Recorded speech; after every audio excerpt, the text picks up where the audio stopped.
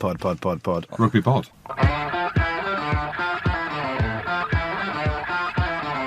Hello and welcome back to the Rugby Pod's big Six Nations special. It's here.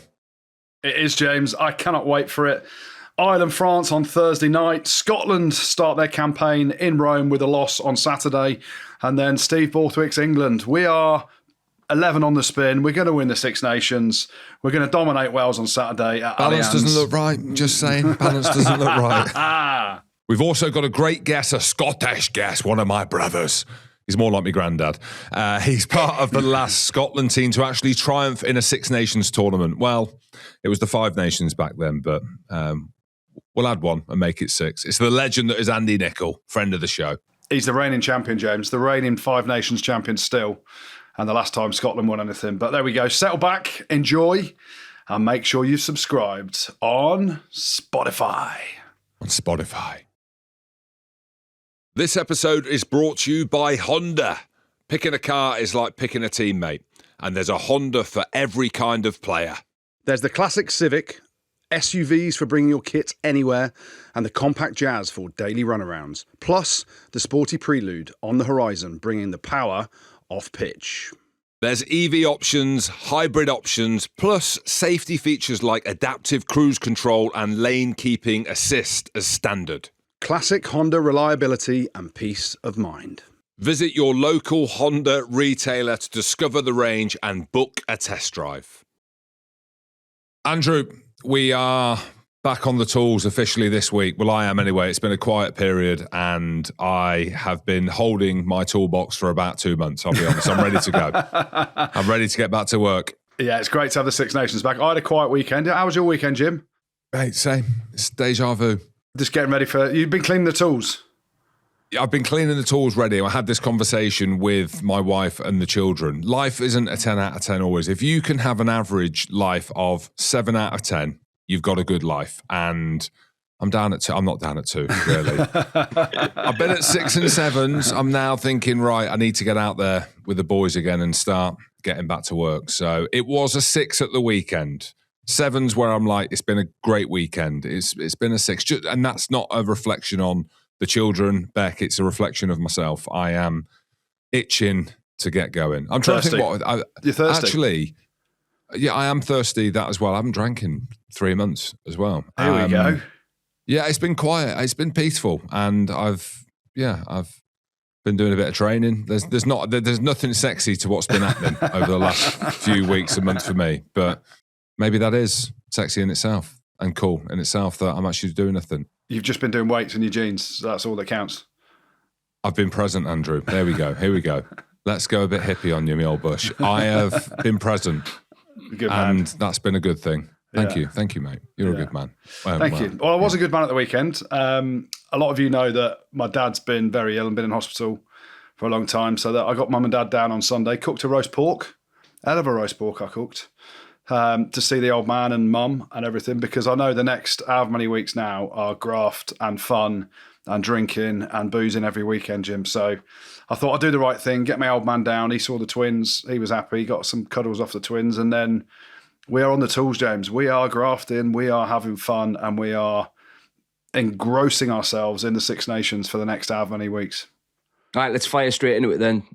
Talk me about this game on Thursday night. It was a game on Thursday night as well. Well, I'm pumped for it because it means that we can actually do something around the game Thursday. So I am excited to see you lads in the studio on Thursday night, a few tins in hand and on podcast table, because that's right, we'll be doing a podcast, lads, together. We're going to do a watch along. And I'm excited. You can even tell, like, as soon as you said it, I was like, I'm chomping at the bit. I'm coming down early Thursday morning. I don't know why. The game's Thursday night. France-Ireland, what a game on a Thursday. And that's the only positive of it being on a Thursday night, is that we are not working anywhere else and we can enjoy watching the game with our fans. Andrew, how cool's that going to be? Yeah, it will be good, as long as Rob doesn't bring warm... Do you remember when Rob bought warm cans of beer once? I actually don't think he brought them warm, but they were stuck in a carrier bag on the train under the table for 6 hours, and by the time they got to the studio, they were warm. You bring the beers, James. Yeah, it'll be fun. I mean, the reason that Ireland are playing France over in Paris on Thursday night is obviously the Winter Olympics, for people that don't know. the opening ceremony around that is why the game's been moved to Thursday. So it does feel weird, but it's different, isn't it? Something different. It's a new Six Nations where they've taken away a rest weekend or a fallow weekend, whichever one you want to call it. And ultimately, it's a compressed tournament. So starting on a Thursday in Paris, you know what the atmospheres are like on night games in Paris. However, they look, whatever day they're played on, it is electric, isn't it? And Jim, you've been there for loads of them around the World Cup stuff in 2023. And they do it really well at the Stade de France with the light shows and the anthems and all the phones flashing, everything like that. So actually, the atmosphere building up to it will be unbelievable. And there's huge question marks around what Ireland team's going to turn up. There's an expectation that France are favourites in the tournament, so their fans will be not baying for blood, but arriving with an expectation of a very good performance. And Dupont's back, all the big things. And there's some sad news around Weenie Antonio and the fact that he had a heart attack and he's had to retire and he's recovering in hospital in intensive care. So our thoughts go with him and his family and everything that goes with that. And that may motivate the French to put on an even bigger and better show than perhaps some people are expecting. But Thursday night, we're in studio, Jim. Rod's going to be there with some cold beers and we are going to put it out on YouTube for the masses, aren't we? Yeah, just on Winnie Antonio. And when I saw the news of that, you're literally shocked, aren't you? Yeah. I messaged him a couple of days ago and he did reply, which makes me think that if he's replying to me, then he must be on the mend. So so I don't know how bad it was. When you hear heart attack, it's fucking ain't good, is it? So yeah, and I know there was a few issues with Weenie a couple of years ago, was there? And he was going to retire, and then you listen to the stuff around him withdrawing from the France squad earlier in the week, and then pulling out of La Rochelle's game with Clermont, and thought it was a sternum injury. It was just a real shame to hear a current athlete who's playing have to withdraw, not just from the game and the tournament, but ultimately retire from rugby. So yeah, we hope he makes a full recovery. So yeah, some sadness, some drama around that, but some drama in Ireland as well. Bundy Aki, I thought something had happened off the field. I thought he'd gone into a Connacht bar and got loose, started throwing chairs around, and he's brought one of his 15 kids with him to cause madness and mayhem. But it's not. It's to do with verbal abuse of a match official after Connacht lost to Leinster. So it is, doesn't need me to say it, it's there now in black and white. It's rife within the Ireland squad. They've got issues around the refereeing. Clearly now it's a thing because everyone's talking about it, not just us. Yeah, Owen Cross was the referee who is a friend of ours from our dinner over at Young Munster Rugby Club, James. And he's a good man, Crossy, who's mates with Bracey. And I've been trying to get into the information of what was actually said, but they've all gone silent on me. I don't think it was great what Bundy Aki was saying, and clearly it wasn't. What's been said? Well, we don't know. And it's not been reported anywhere, the exact words, but he's clearly he's clearly abused Crossy and his decision-making. One of them was around when Leinster put a kick through and it bounced off a Connacht player's foot and then he tapped it down over the try line, which he thought was going to be a 22. They checked it and it was obviously a 5 metre scrum because the last person that it touched in the field of play was the Connacht player. And then Bundy Aki's gone over effing this, effing that. You know there's a few fucks being thrown around by Bundy, right? And Crossy was pretty strong. He said if number 22 or number 23, so I think Jack Carty was another one that was giving him a bit of stick. He said, if one of them speaks to me again, they're gone. And so there's no place for it in the game, is there? There was the thing with Matt Hansen, your boy, a couple of years ago, wasn't there, around Leinster and the refereeing and all that stuff. And players need to be able to have opinions on it, but it needs to be done in a respectful way. And you should be able to call out a ref for a wrong decision, but not in a disrespectful manner, which Bundy Aki clearly has. And so, the game is about respect and rugby values and all that stuff. And a lot of the referees have good relationships with players where they can converse and talk to them and, have honest conversations. But ultimately, Bundy's clearly overstepped the mark. And would he have started anyway is a question mark, because Stu McCloskey's gone really well for Ulster and seemed to have got the 12 jersey in November. So, ultimately Bundy's going to have to learn you can't fucking speak to fucking refs like that, Bundy. Here's a hot take for you lads. I think that all of the changes in this Ireland squad, a lot of the experience dipping out, a lot of injuries, I reckon that might end up being a net positive for Ireland, having to get more young players in, players from Ulster, different backgrounds. What do you think? Yes. And we did speak about it last week, whether or not it's through fault or design. It's now clearly through fault because of the injuries that you're seeing. And we also question whether or not Andy Farrell has that added luxury and the credit in the bank to be looking at the 2027 World Cup in Australia. Because when I look at the Ireland squad, and I say this superficially, and also having not seen enough of some of the games where these lads may have featured, there's inexperience across the board now in a lot of the places around the front row. Hugo Keenan's now injured again. The Ulster lads have now been infiltrated back into the squad. Stevie Ferris has got in my head. The fact that Nick Timoney's only got 6 caps. Yeah. So he's an experienced player, but he's inexperienced when it comes to playing for Ireland. And he's probably a poor example because he's back row where they're stacked. It's more so around the front row players that they've got. I know Finlay Beelam's back in. He's got 54 caps. But out with that from a props point of view, they're inexperienced. So he's going to have to see, isn't he, whether these players can deliver. Yeah, I mean, there's a bit of bad news and good news for the Ireland squad. You talk about the front row.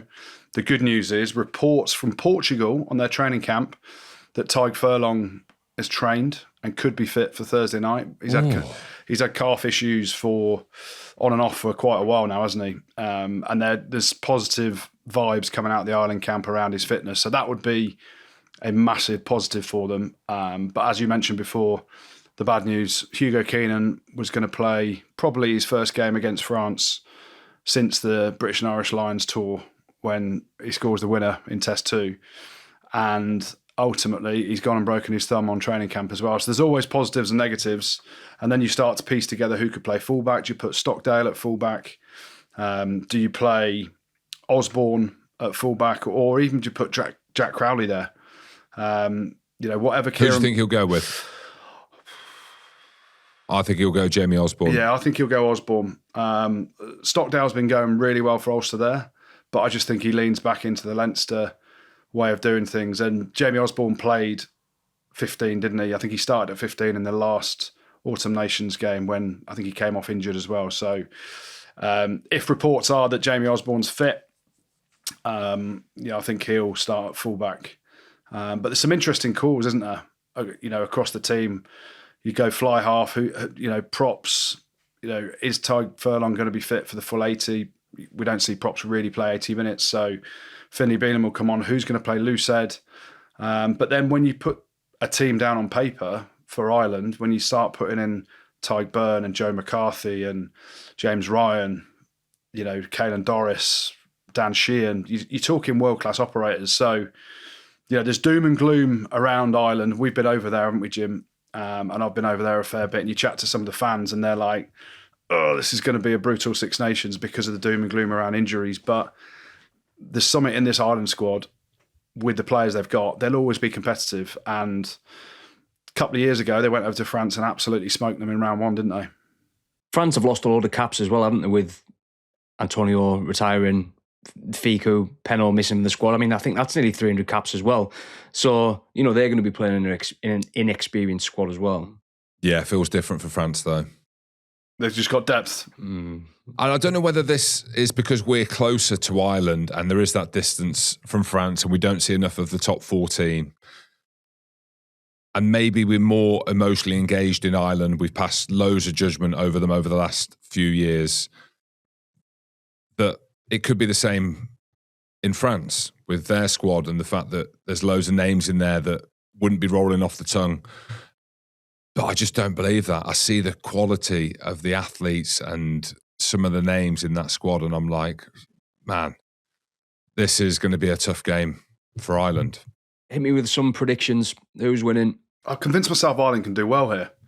Now you've said that there is French inexperience, but there is world-class operators across the French squad. You look at some of the backs. Drian if he gets to play with BLBRA on the wing, or do they go out to Sogbay? Yeah, they've got so much talent. You know, you look at even in the centres. The fact actually, sod the centres. Dupont's back. France are winning this. Dupont is back. It's in Paris. It's a Thursday night. France are winning this by, Ireland, 12 points. Yeah, I had the same in my mind. 32-20, I reckon. I mean, it's going to be class. It's going to be really, really good. It's going to be wicked. And if anyone can do it, you know, Ireland can go there under the radar, which again is underdogs. It's a weird thing to say about Ireland, but for all the things that we've said, like, who knows? I tell you what, we'll see how good Andy Farrell is. And I don't think there's anyone better. Brassy, maybe, of motivating a team and really getting them up for the job. And the fact that it is France, there's still that, you know, they don't seem unbreakable, is what I'm saying. But I do think that France are going to be emotionally where they need to be. Antoine Dupont back at home in Paris, and some of the quality of players that we kind of know about but aren't really being spoken about. I reckon we're going to see it. And I've just got a feeling that France are going to win comfortably. Right, just let everyone know how they can watch us on Thursday night, though, lads, because I am really looking forward to it. I've wanted to do this for years and years, and we've slowly done watch-alongs and in different setups or whatever. We've never done it in a Spotify studio. I think it's cool for the fans to be able to watch the game with us so they can interact. They can comment on YouTube and stuff, can't they, Robin? You can be reading that. Slogan's going to be in the studio as well. He'll be there. Well, he's going to bring in about 3 or 4 fans as well to it. It'll be like going to the pub with us. Yeah, alternate comms, you know, hearing Jim talk about breakdowns and line-outs and scrums and what's going on. And, yeah, we can have a bit of a crack. We'll have a few beers. We'll get a bit loose. We'll shoot from the hip. We'll call boys out. We'll call refs out. We'll say what we want. Well, that's the worry, because it's late at night. It's because it's 8 o'clock. What time are we going live? 5 to 8. Right, so 5 to 8, and I said I'm thirsty already. Yeah. Exactly, and that is the worry. So this could be the point where everything ends. Where is it? It's on. We're up to 100,000 subscribers now on YouTube, Rob. So we expecting 50,000. How does it transition over? Is it 50,000? Something like that. But I reckon if people have the game on their big screen TV and then they get us up and put that on mute and then they put us on another screen and have us on loud, I reckon that's the way to watch it. Okay. All right. I don't know how it works with all the delay and stuff like that, but we can work through any of the technicalities. But we're going to be live on YouTube, right? Live on YouTube, and we'll be better crack than the ITV commentary. Anyway. I can assure you that. I can assure you that for sure. Yeah, make sure you get comments in, because we will respond with drinks in hand, and it'll be fun. Right, England, Wales. England, massive favourites. Is there even any point in playing this game, Goody? What do you mean, any point in playing it? The question is, can Wales keep it under 50, lads? And England have announced their team early. There was reports that it was being leaked. I think there's a mole in the camp. What's going on? Yeah, what you think? Everything around England, stuff's always getting leaked. I don't know. I think I might know, but I can't say. Henry Pollock. No. Oh, no. Who are you blaming? I think it's someone whose nose might be. I don't know. I'm completely spitballing. I'm guessing. But Whose that's nose is generally out what of happens, joint? isn't it? Like if lads would drop to whatever, then they tell their agent, and then their agent would be mates with someone in the media, and that was it. I hate, this Jack Willis stuff and all the rumours and all that. You feel so dirty. I don't know what it is. When you're spitballing around this, I don't want to say anything. Yeah, but obviously the team kind of got leaked through one channel or another, but it's been announced. So, big talking points, Mara Itoje on the bench, and, he's been through a really hard time with some personal news. He lost his mum a couple of weeks ago, which is incredibly sad. So, he's come back into the squad after taking some time out. Jamie George captains from hooker. The big news, and I quite like this, you talk about selections, and he's gone Henry Arundel and Faye Weboso on the wings. If that doesn't say we're going to put a bit of width on it, or we're going to use our speed and get exciting players ball in hand, I think it's a really brave selection. Freeman moves into 13 to partner with Dingwall, his clubmate. And this England team looks stacked. It looks stacked. The back row balance with Underhill, who every time I watch Underhill play, I'm amazed. Like, he is an absolute freak show, isn't he? Pep has been outstanding since he's pulled on an England shirt in the summer. Ben Earl at number 8 as well. a good solid ball carrier and a power player, and he's a big time Six Nations player as well, isn't he? So across the board, I like the selection. I really do, and there's a lot of positivity around this England team and how it's evolved since that first game of the Six Nations last year over in Ireland, where we got absolutely humperdinked. And, we're on I think an 11-game winning spree. And ultimately, that will be 12 on Saturday, because I cannot see how Wales can get anywhere near this England team at all. Can you, Jim? No. I have a feeling that Wales will be better. I don't know what it is. Maybe because Steve Tandy is at the helm and their attack looked better. I know there's a lot of chaos around the clubs. It feels like it has settled a bit. Really? Internationally for them. Because they haven't been playing. Yeah, but it just feels like there's a calmness, and maybe that is around Steve Tandy and the way in which he's conducted himself, and they've gone about their business from that point of view. But I think they start well, but I'd be very, very surprised if it wasn't England by 20. And again, it comes down to the weather, doesn't it, of how England want to play and how they're made up. But yeah, form players throughout that England team. The bench, like you said, is stacked, and I just hope, I suppose, that Wales are going to be better than what we've seen. I did see some green shoots in the autumn with 4 tries against the All Blacks, and I thought they played well against Argentina at points. Yeah, it's difficult for Wales, isn't it? Because they are at the lowest ebb they've ever been at. And you're coming into an England team, into Allianz Stadium, where England have the confidence is flowing through them. And then you start to look at the bench. Imagine bringing Cowan Dickey, Marrow. You bring on Henry Pollock, you bring on Curry. You start to look at some of the players on the bench, and it just shows real squad depth, doesn't it? From an England perspective, especially, and that might not be as obvious against a France or an Ireland, but the difference in that bench strength, I think England could win this by 30, 40 points. Which, you only think back to the Six Nations game in Cardiff last year, we put 60 on them or something, didn't we? And it was an absolute hosing. And, the man, Henry Pollock doesn't start an international match. He is becoming the ultimate POM squad bench member. But he has got an energy to bring on and take it to the next level with Curry, who's equally as energetic and powerful and impactful in games. And I do worry for Wales. I want to see a competitive Wales, right? But I'd love England to go on and win well. But you do worry about this Wales team and how close they can get, or how long they can stay in the battle for. Potential banana skin for Scotland, Jim, in Rome? No. No? Confident? I'm confident, yeah. I'm confident when I see the Scotland team and I see the experience in that team. I see Gregor's, I'm going based on Douan playing for Edinburgh at the weekend. He actually played really well against Leinster. He did. But I think he's going to pick in-form players, which gives me hope that it's not going to be, how's he gone for him? I don't mean that if he picks Douan, then how's he gone for him? It just feels as if we're as settled as we have ever been. Our injury profile is low. We've got our best players to pick from. I don't think there's anyone that's missing out of the squad where you would be like, I'm not too sure. You could probably name your starting 15. You've got the backbone of your team. Ewan Ashman has been playing really well. Xander Ferguson's a world-class player. So here we go. Scott Cummins has been carving up for Glasgow. You've got bench players coming on. Does Freddie Douglas start at 7 or does Rory Darge? Jack Dempsey's been phenomenal for Glasgow, as has Matt Ferguson. You could start any of them back rows that I've just mentioned there. Who's he pick at 9? Saw Ben McWhite the other day looking big, looking happy. And you've got him. You've got Jamie Dobbins to put him on the left wing. So now you've got conversations that you can be talking about different players and different combinations. You've got Finn Russell with Sione Tuipulotu, who we didn't have in the last Six Nations. He got injured before, with Hugh Jones. Stafford McDowell's in the squad, who's been carving up as well. Carl Steyn, I've mentioned. You know what I mean? Tom Jordan, Blair Kinghorn. So you see where I'm going now. We can literally be talking about, oh, God, he's good. He's world class. He's good. He's good. This could be your year. You've said it for 9, 10 years. This is the 10th year of the podcast.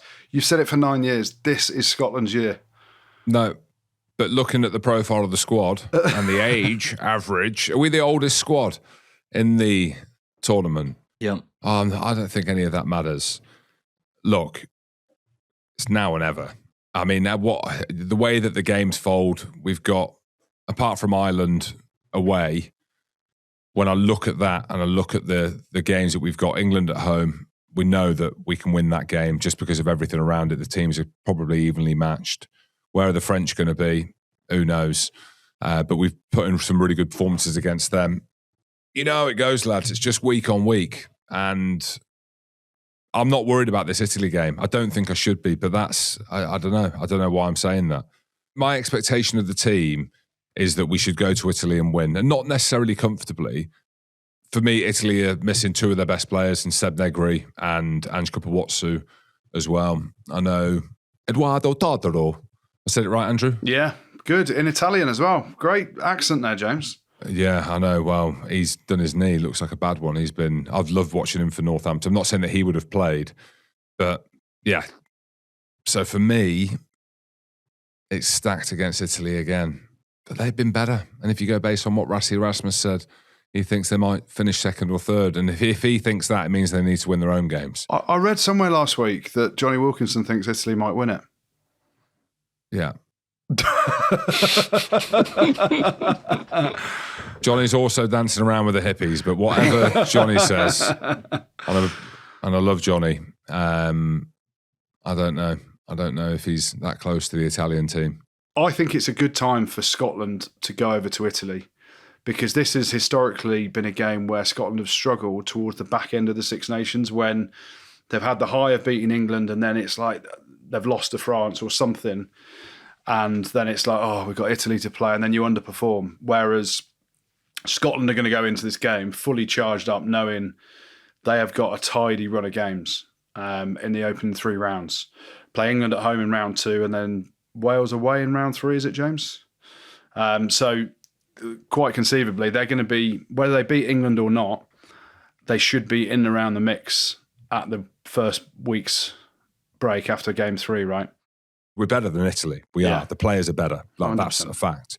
Not taking the piss. Like that is all the pish. That is the facts of it. So I think we win by 10. Oh, only 10. I was going to go a bit more. I was going to go Scotland by 15. Right. Of course you were. Of course you were. Mate, I'm so more pro-Scotland than you at the minute, and I don't know why. Not next week. When we chat next Monday, I ain't having any of this Scotland, I've got a chance stuff. But this week, Scotland, yeah, I'm backing them. 15-point win, James. Yes, sir. Right then, from wooden spoon winners to tournament winners, who we think's getting the wooden spoon? Italy. Oh, really? Jinx. Yeah. I think it's more than likely going to boil down to round 5 when Italy go over to Wales. Actually, Wales have won back-to-back wooden spoons. Let's give them the hat-trick, lads. Let's give Wales that you can't be horrible. We've got more Welsh listeners than Italian listeners, so I'm going Italy for the wooden spoon. Wales are going to come good in round 5. Same. At the minute, I might change my mind after this weekend. A classic Jim flip-flop. Right, who's finishing 5th then? Wales, yeah. 4th? Ireland. Scotland. Oh, did I say Scotland? I don't know. Yeah. Bizarre. Très bizarre. Ireland, yeah, unfortunately, for them. Yeah, I'm going to go Scotland because I think England win the Calcutta Cup and I think France will be coming to Murrayfield in round 4 with a Grand Slam still alive, and then Scotland got to go to Ireland with no air in their bagpipes in round 5. The way I see it now, I think Scotland lose to France. I think we beat England at home, and I think we beat Ireland in the last round, and we win it. Oh, fuck that. In my mind. So don't listen to what I say. Don't put a bet on it. So that's just what I think, and that's what I thought this morning. It could change. It probably will change tomorrow. Yeah, I'm gonna go Scotland 4th. Yeah, I'm gonna go France 3rd. Okay. I'm going to go Scotland 4th. I'm going to go Ireland 3rd. France 3rd. So they lose to France. Lose to who? Scotland. Yes. And who else? England. Yeah. And then I've gone Scotland 2nd and England 1st on points. Only on points difference. Only on points. Yeah, I've got no idea how it's going to unfold. Is it raining or not? Like, how many tries, or is it going to be a kick fest? Yeah. Who knows? Yeah, I'm going England second and France to win it. Unfortunately, I think France on the last day will just pip England to win. Will they win the Grand Slam? Yeah, France will win the Grand Slam. Right, lads, I put it out to the masses, and I've got some Six Nations listeners' questions for you. Oh, here we go. First one. Goody, swap one Scotland player to play for England, and Jim, swap one English lad to play for Scotland. Easy for me. Finn Russell. Oh, really? Yeah. I thought you might have gone Sione Tuipulotu.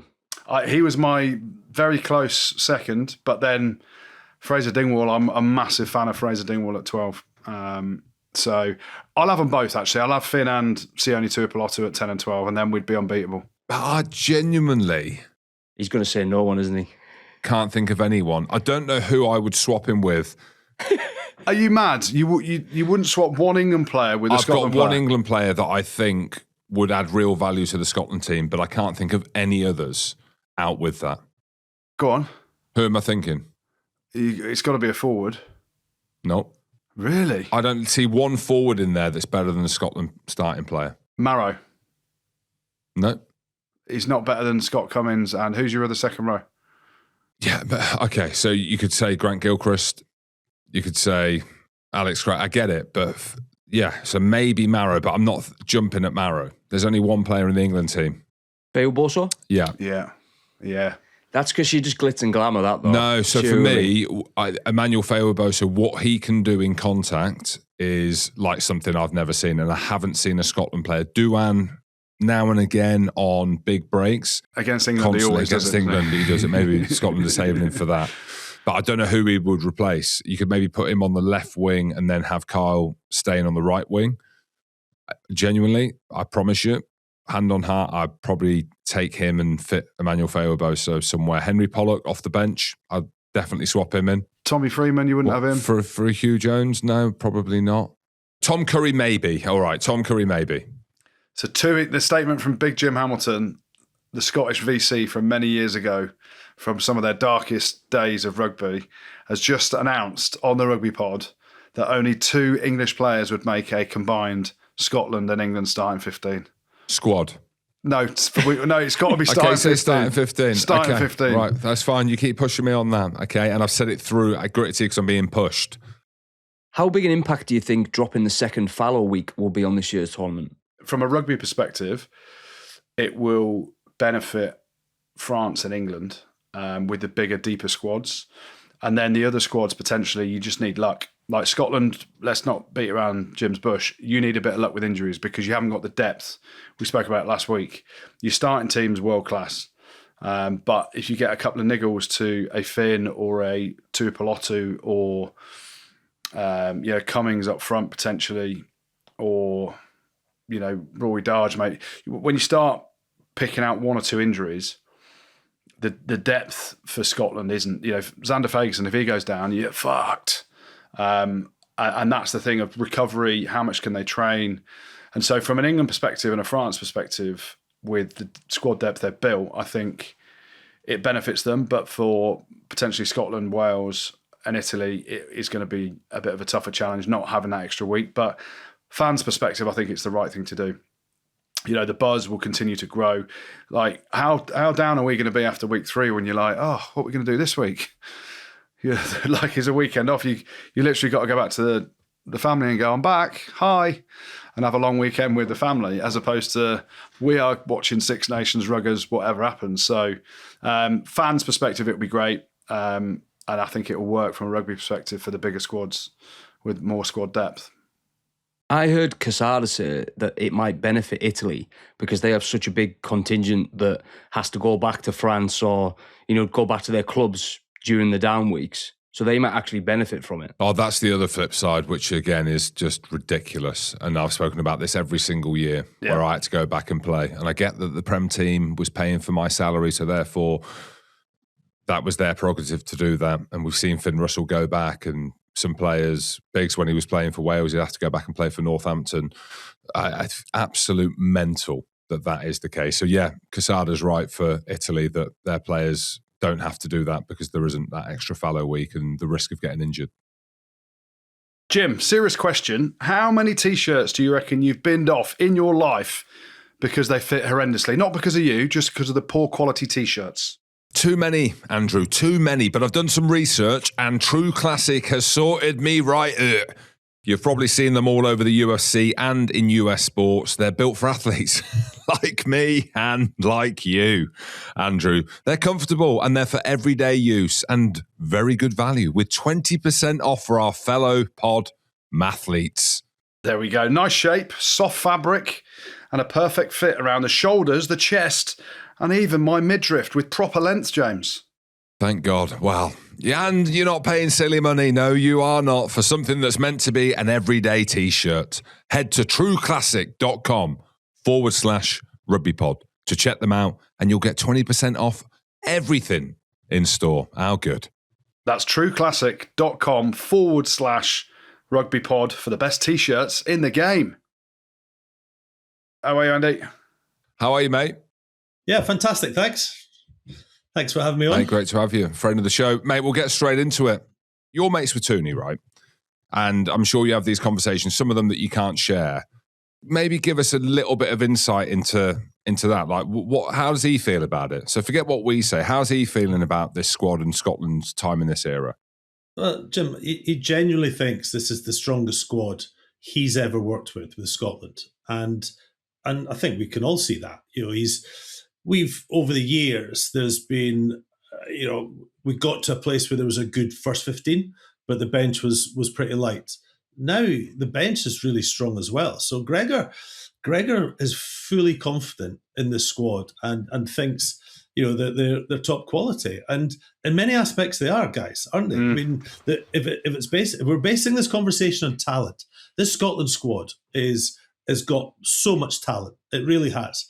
But if you're basing it on mentality and results, consistent results, that's where the questions marks are there. So Gregor's confident because he thinks he's got a very good squad. Do you believe, Andy, that we've got the strength and depth? You mentioned the bench there. I actually think the bench has been an issue, and the results will say that, the amount of points that we've scored and how poor we've been in the last 20 minutes, specifically in matches. But do you believe we've got a decent enough squad to compete with the best teams in this championship?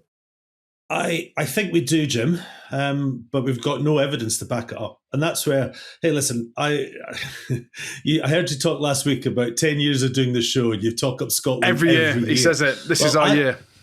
Yeah. Well, Goody, add on another 13 years that I had before that. I did 20 years on the BBC. Well, you were a liar because that's when I was playing, mate. So you were an absolute idiot. And that's how stupid I had to be, Jim. But your 10 years, this last 10 years that you're talking about with Rugby Pod, and you're every year talking up Scotland, there's been justification for that, and I've been with you on it. And then our hopes are heightened. And then they just come crashing down at some point, whenever that is. And we end up not winning the big games or just missing out on being competitive. And, I did 20 years with the BBC for the Six Nations. We've never finished above third in the Six Nations, ever. And when we've won, I think that's 4 or 5 times we've become third. We've only came third by winning the last game, which means we've never gone into that last weekend being competitive and having a chance. And I looked on with so much. I loved doing the TV for the 60. I loved playing in it. I watched it as a kid, lucky enough to play in it and then broadcast. It was amazing. But I looked on with envy with the guys I worked with, Keith Wood, Jiffy, Jeremy Guscott, and they were able to commentate on their countries winning Grand Slams and championships and just being in the mix. And we're literally having to, desperately beat Italy away from home to salvage any win from the Six Nations. So it was brutal. So you know what? I've decided to chuck it all in. I'm not back in Scotland this year. I'm going the other way. I'm just that's what I did. What will be, will be. I was going to say to you, Andy, then, like Jim's going through a completely different method this year of not backing them, and I'm being more positive about Scotland, and because of what I see, and I've commentated on Premier Sports and a lot of the URC and Champions Cup games, and I'm with you. Like the starting 15's immense, the bench is improving, but I don't think it's as strong as other benches. But if you keep your players fit, so why is it that Jim isn't backing them this year, but blind loyalty has led him to say we're going to win it for the last 9 years? Because we've been burnt before on so many occasions. And I mean, I tell you, I remember vividly 2017 down at Twickenham. It was the classic. We'd beaten Ireland at Murrayfield. We'd just lost to France in Paris, and we'd beaten Wales at Murrayfield. So we went down to Twickenham full of confidence. And I was doing Chase Bridge hospitality, the good old days, if you remember that, guys. And I decided I'm going all in, absolutely all in. I was full Braveheart. I was giving it big licks, say to the predominantly English crowd, as you know. And I said, come back afterwards to celebrate Scotland winning at Twickenham for the first time since 1983. And I was supremely confident that was going to happen. 61-21 was the final score. And I had to go back into that suite. And on the way out of Twickenham, you'll like this, Goody, I bought a pie so that I walked up on stage at Chase Bridge and I said, right, ladies and gentlemen, kind of got this wrong. This is me eating humble pie. That was it.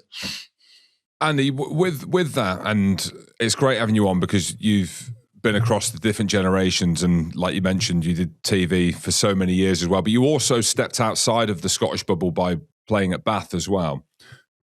Was there anything that you've picked up where, and I have as well, I've mentioned the mentality at Saracens and the mentality at Leicester specifically, the two bookends of my career where I had major success, and how it was different to Scotland.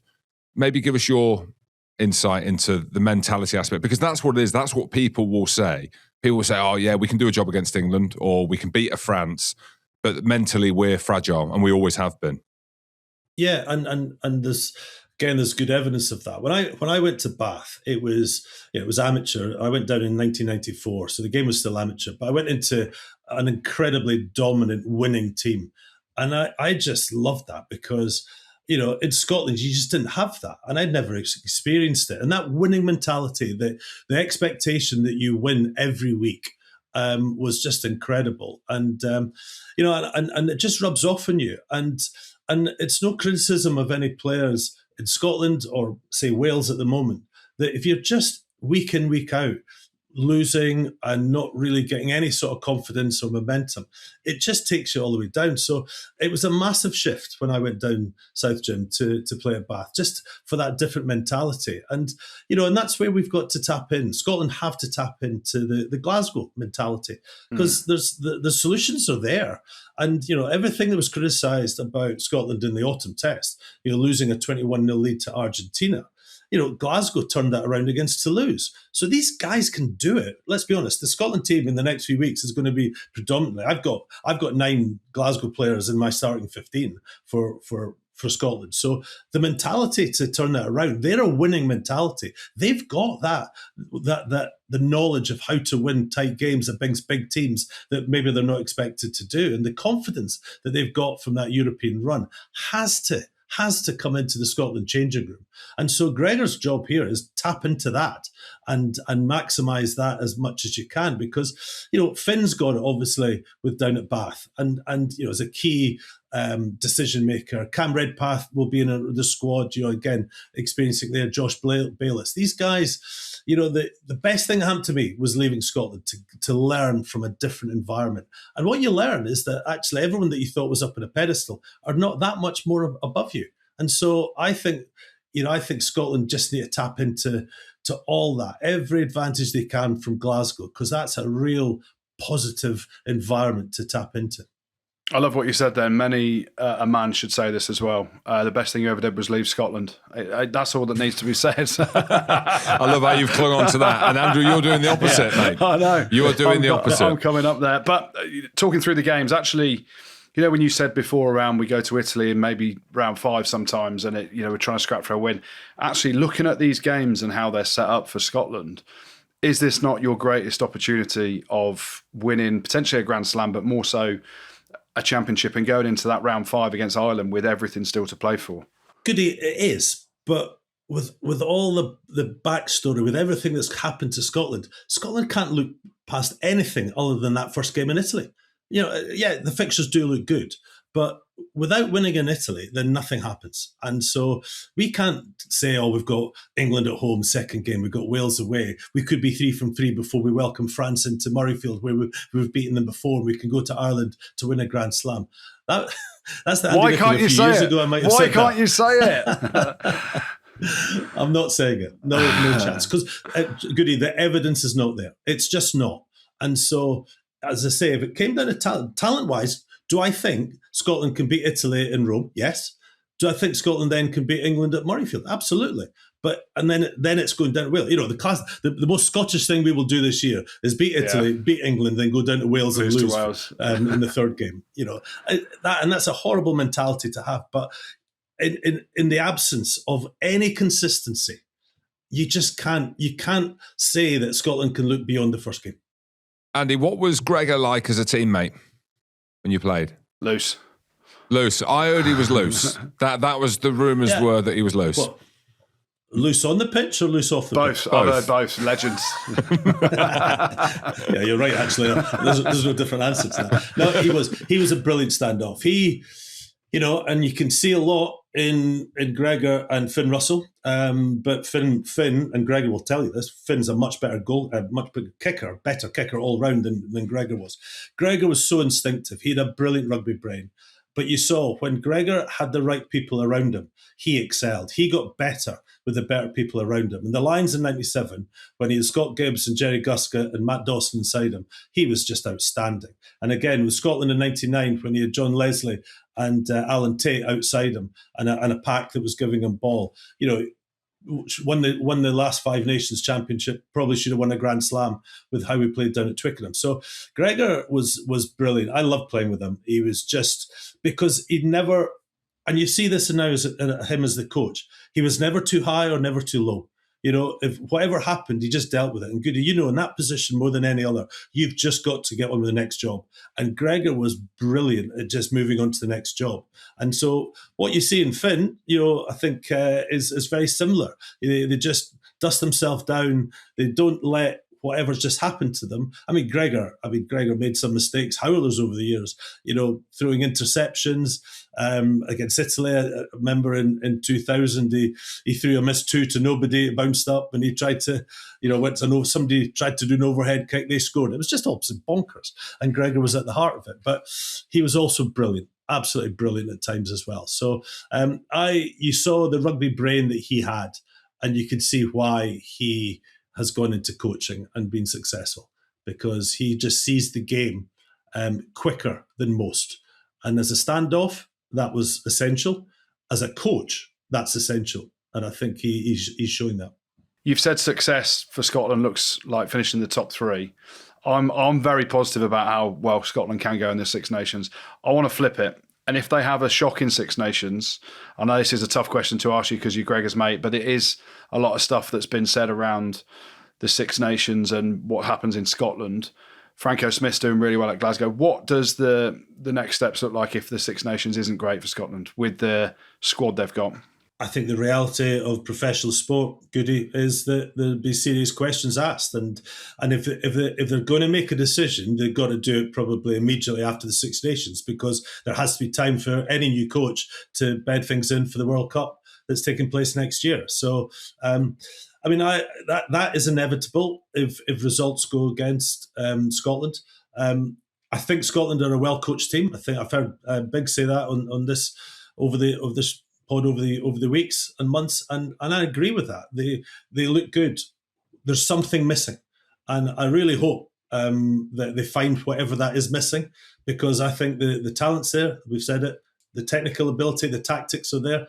If they get that sorted out, then they could have a real impact in the Six Nations. But we've got no evidence to back that on. So if it goes the other way, Goody, then there'll be some tough questions asked at Murrayfield.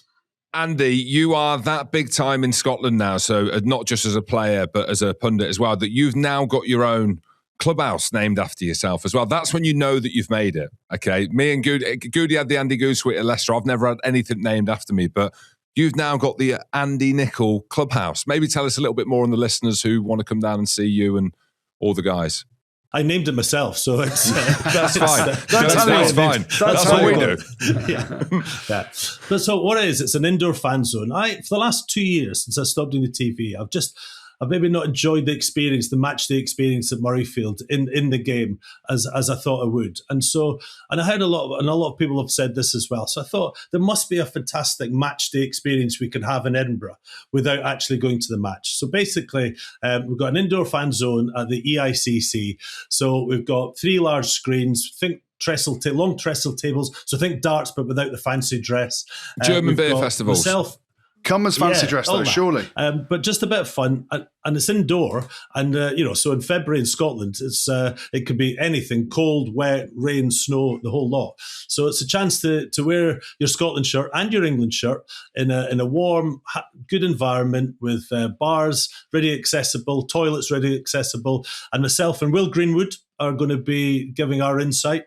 So we open the doors at 2:00 for the 2 different ticket types to watch the Ireland-Italy game.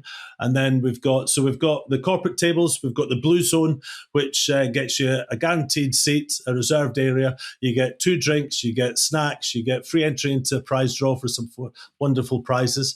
And then the white zone is an hour before kickoff. And this is standing around high tables to create a sort of rugby club atmosphere and vibe.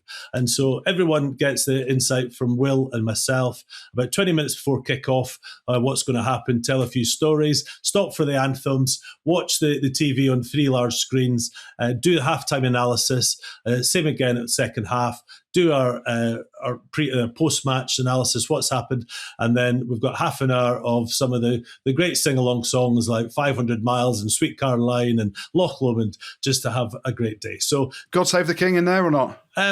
Possibly. There we go. The anthem will be on, Goody, and Jerusalem can be sung.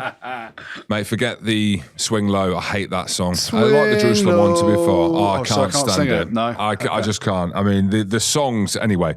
Andy, how do people get tickets if they want to come down to the EICC to see you and Will Greenwood for the games? Yeah.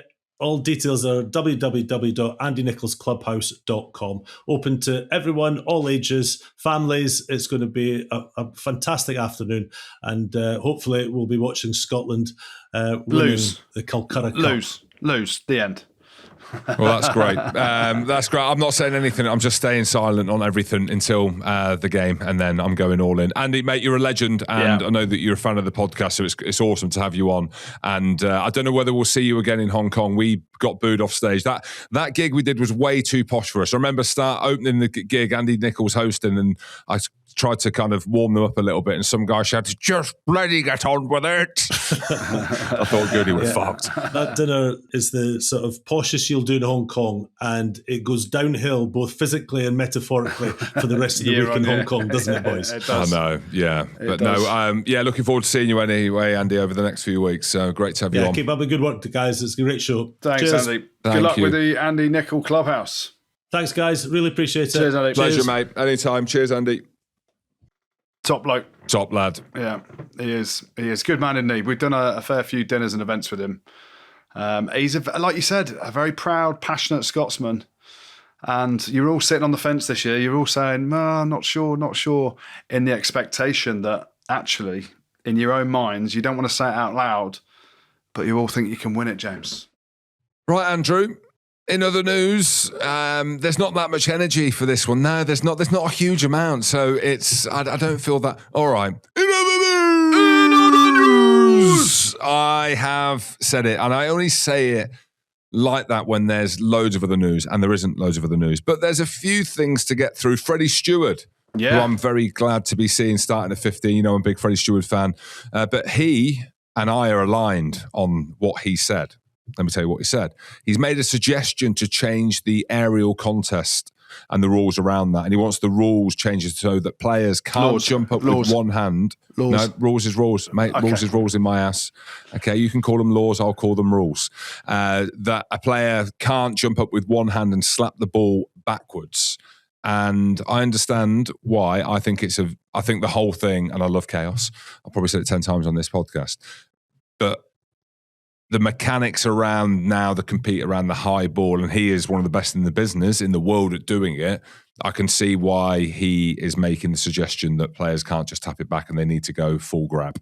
It's a hard one to manage, isn't it? Because obviously they've brought this law in to try and open up the game and allow a fair contest in the air. And it's not a fair contest at the minute because defensively, when you're receiving the kick, you've got no one behind you. So all the advantage is with the team that kicks the ball, and that winger gets his hand in, slaps it back, and you don't even have to get as high. But yeah, I mean, it's a law change that has allowed more questions than answers, I think. And ultimately, Freddie, who is, as you said, one of the best in the world at that sort of two-handed take above his... Noah Cloy doesn't have a problem with it, so catch it above your head. When you see them do that and it's actually a regather off your own kick, it's a super skill to catch it above your head anyway, but it's a mega super skill to catch it when you're regathering that. And I'm not saying that anyone can go up, Wilmore, can go up and tap the ball back and get in between and tap it back. That's a skill in itself. But really, if you want to look at identifying an incredible piece of athleticism, that it is the regather, because generally you need to get higher than the guy, and you've got the advantage of doing that. So I'm not an expert in that. I love watching that part of it. It feels like it's a little bit dangerous, and maybe that's part of the excitement around it. But I understand that these players that are going up and they're just chasing it with one hand, they're not even looking, are they? They're literally trying to get their hand in between the catcher's hands. The thing that's going to change, and we might say a lot during the Six Nations, with this sort of slap back, you'll see teams coach now to be ready for the crumbs that are coming back. Because normally you see the team that tap it back normally regather the ball, but you're going to start to see coaches put that kind of shield in where you're defensively receiving the kick, but the guys from that breakdown work back to get in a line or in a shoehorn, effectively, or a horseshoe shape to try and get the crumbs. It's about winning the crumbs, isn't it? And then that leads down the line of, has it been a knock-on so it's played offside? And yeah, it's classic rugby union where I think this law iteration has created more questions than answers, but fuck it, I'm there for the high balls and seeing boys tap it back everywhere. But I get Freddie's point. In other news, go on, it's James. around the corner. It's around the corner, and I can't wait. I did ask producer Fred if we're going down to Australia to the World Cup. I hope we are, because I felt like I missed out for the British and Irish Lions tour. We missed out, sorry, it's not all about me. But the Rugby World Cup 2027 fixtures, Robert, they've been announced or they're being announced? By the time this goes out, they'll be out. But obviously we get first access because we are the most listened to rugby podcast in the world. So I have some here that are embargoed, so I can say it now because they'll already be out? Yeah. Yeah. Okay, well, maybe you do it so I don't get sued. We've got Australia versus Hong Kong, China is the opener. Could have gone All Blacks. Should have gone Australia All Blacks, right? But I think the second weekend is the biggest one because you've got All Blacks Australia on the Friday and then you've got Ireland, Scotland on the Saturday. Yeah. There we go. Big games. Cool. Big games. That could be nights for Scotland. When do England play Zimbabwe? Who cares? Who cares? They play Tonga, Zimbabwe, and then Wales in the last round of the pool. But I reckon the biggest news is that they're not doing midweek matches. 100%. Of course they're not. It's great, though. Of course they're not. Yeah. Yeah, it's great. It's the right thing to do, isn't it? You need $1,000,000%. Minimum 6 days in between World Cup games, group games. And there is, the way the draw's been done, there are perceived weaker games for every top tier nation, which... whether you consider that a benefit or a bonus or not, if you've got a 6 day turnaround, but you need a minimum 6 days, right, in between games. So it's the right thing that there's no midweek games. The difficult challenge is keeping the momentum going during the weeks because, in big tournaments, you love games keep coming. You have an amazing weekend. Although the 23 World Cup, there were some unbelievable fixtures in that, and there weren't many midweek games in that the flow just kept going, didn't it? Sticking with that side of the world as well. Dan Carter in New Zealand. Of course he is, and so he should. Apparently, he is. He's joining the All Blacks setup in a kind of Johnny Wilkinson style advisory mentorship, paying whatever he wants. It's Dan Carter, probably the greatest rugby player to ever played. Who's the coach, though? Talk of Ian Foster coming back, Andrew. Steve Hansen, the old boys. Bring the old boys back. Yeah. Not Jamie Joseph. I'd put money on Jamie Joseph. Vern Cotter, there was talk of him. Up until last week, I was hoping not. Anyway, he's gone to the Queensland Reds. And he'd apparently already signed the contract, so that means that he wouldn't go back on his word, even if it was up for grabs. So it's Jamie Joseph's job. And Dave Rennie? yes, Dave Rennie as well. Yeah. He's in Japan at the minute. Do you know who I've heard has thrown his hat in the ring and he's put himself forward? Cockers. Warren Gatland. Regulate. Yes, I did see something around Warren G. Well, I saw that Mike Ford has thrown the towel in at Oldham Rugby League team, so maybe he's put his name in the ring as well. Yeah. So, a lot happening in New Zealand there. It'll be interesting to see how that unfolds. And one big transfer bit of news as well. If you're a Sarries or Sale fan, friend of the show, Alex Lazowski, is leaving Saracens after a 10-year stint, and he's signed for Sale, who, from the outside looking in, are struggling to sign players. I mean, it doesn't... There are players that have left there or are leaving, but I take Simon Orange at his word. He said next year we'll have the best squad we've ever had. So there's more signings to come. I think Loz is a great signing. I'm a massive fan of his when he came through at Wasps with me. And thank you, Saracens fans, you're welcome. I told him to go to Saracens when he phoned me up and he said, what do I do? And I said, don't go to anywhere that could be worse. I said, if it's Worcester or London Irish, don't go. He said, it's Saracens. I said, sign the contract.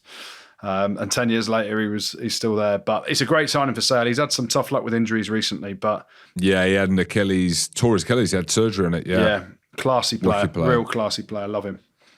Should we finish things off with the good, the bad and the ugly? Here's something for you. We talked about fathers and sons and kids earlier on, Jim. Tom Wood, son of Keith Wood, the great Keith Wood. Yes. Made his debut for Munster at fly half. How cool. Yes. He came off the bench against Glasgow and kicked a conversion or two, I think. So how cool's that? See him. Oh, mate, that's awesome. Yeah, Keith Wood's one of my favourite all-time players. I remember chatting to Keith about his son, and again, similar thing. He's a good player, but they always play it down, don't they? The lads who've been professional before, and he's like, you wouldn't believe it. He's a fly half. I said, mate, I'll have to see it to believe it. And now we're seeing it. Yeah, so a big shout out to Tom Wood and Keith Wood, and on that as well, a man that we used to play against, Sione Tonga, absolute beast of a player. His son played for Saints at the weekend against Leicester. Sonny Tonga, so shout out to him as well. What else was good? Glasgow, minus 20 players, dominate Munster to stay top of the URC. Do you know Glasgow this year, Jim? They played 15, won 13 across all competitions. They're top of the URC. They're number 2 seeds in the Champions Cup as well. How good's Glasgow at the minute? Yeah, it's going well. Look at you, Andrew. There's something going on here. There's something coming around. Yeah, I don't know whether you owe a lord in Glasgow something. I don't know. Or you've done a James Haskell and you're selling your profile to no, to James. A country. No, James. I'm just impressed with everything from going up to Glasgow, mate. It's a great place. Anyway, moving on. As it's Six Nations, as it's Ireland, as Leinster are back, a proper force.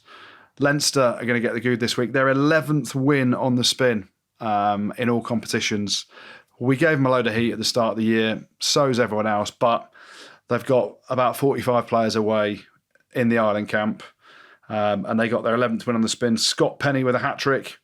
They beat Edinburgh 28-20. It was a good game, and there was 20,000 people at the Aviva to watch it. So for that reason, Leinster have won 11 games on the spin. They're up to second in the URC, and that's why Leinster win the good this week. Here. The bad, few bits of bad. We're going to start off with Zebra. They lost at home to Connacht. They're bottom of the URC. They're just a shambles.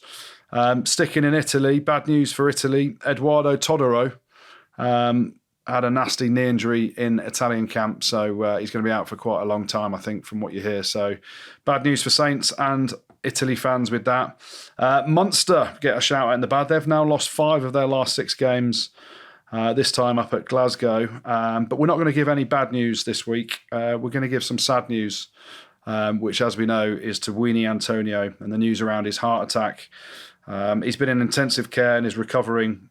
So thoughts go to with him, his family, his friends, everyone at La Rochelle. He's been an absolute legend of a player for France and La Rochelle over the years. So really sad news around the heart issue that he's had, and we hope he recovers well. Jim's been messaging him. So our thoughts go to Weenie Antonio and all his family and friends and everyone at La Rochelle. 100%. And then the ugly, 2 bits of ugly. One's quite funny, but it's not funny. And one is just Bundy Aki. So firstly, on Saturday, Racing are playing Perpignan. Joshua Tuasova, who is basically a concrete block, right, Jim? Yeah. He gets sent off, right? He literally tries to take the head off Hall James, the Perpignan scrum half, South African. And I'm trying to work out what's gone on here. Because in France, you take someone's head off, there's always a pile up and all the lads run in and try and fill in the bloke. Everyone saw it as Tuisova and shit themselves, didn't say anything. All the Perpignan lads were like, no, it's Tuisova, let's leave him alone because you get your head knocked off. Well, they saw what's happened the week before with the Usos and they've taken the advice and they thought, right, Usos, Tokos and the Fijians we don't touch. Jim and Goodey said it.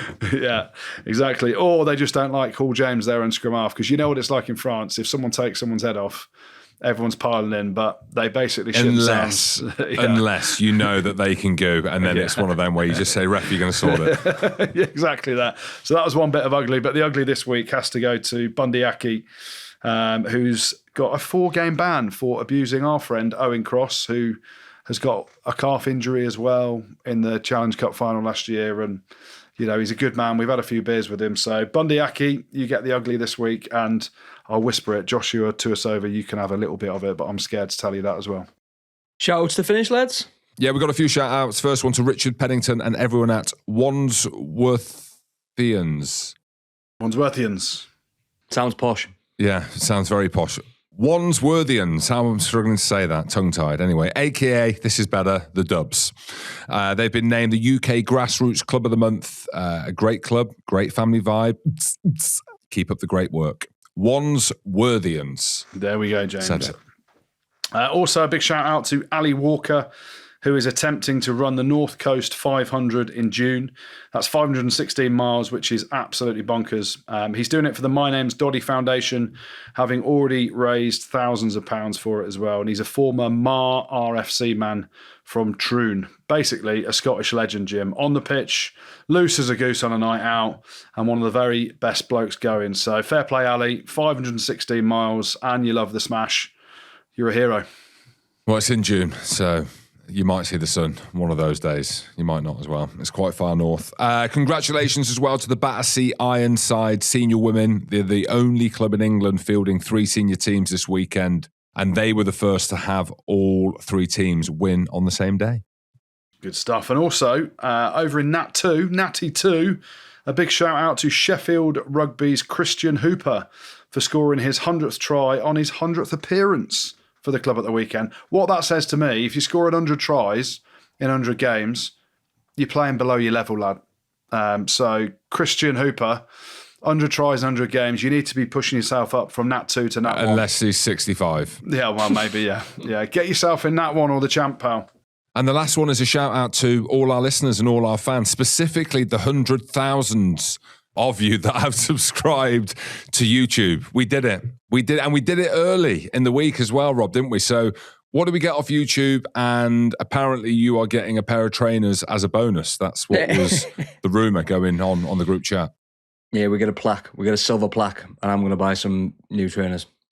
If you could choose a pair of trainers, Rob, what would you get? Like right now. So you go. I'm not really a trainer man. What are you then? I'm a simple man, you know this, James. Yeah, so what would you... So if you can get something a bonus, what do you want? Go. What do you need?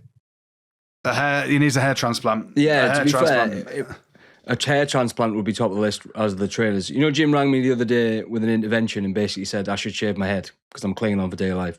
Mate, do you see that box? Do you see that boxer that got his head punched? He got his weave punched off. Jarrell Miller. Oh my word! And he tried to say that, Mama, I put the shampoo on and it was like bleach. All right, mate. Just say you stuck your lid on before the fight. What is going on? Yeah, Rob, shave it off, mate. I said it in a polite way, didn't I? I said Rob needs to shave his head because it looks like he has mange. That's what I said. So I couldn't say it in any other way. Yeah, it came from a place of love, I think. It came from a place of love. If you're serious, come and talk to me properly. I can sort it out. Look how good mine is now. Jim's had his hasn't taken, but I've had mine. Mine hasn't taken. We'll talk about it on Thursday night, lads, on the live stream. Yeah, looking forward to that. Yes, if you've made it this far, then you are a super fan. So make sure you're there on Thursday with us and we'll have a little bit of fun and hopefully we don't get cancelled and we don't get too loose, but we can't promise either of those things. Yeah, we'll see you on YouTube on Thursday night on the Rugby Pod channel. Atta boy, Rugby Spot. Spotted pod.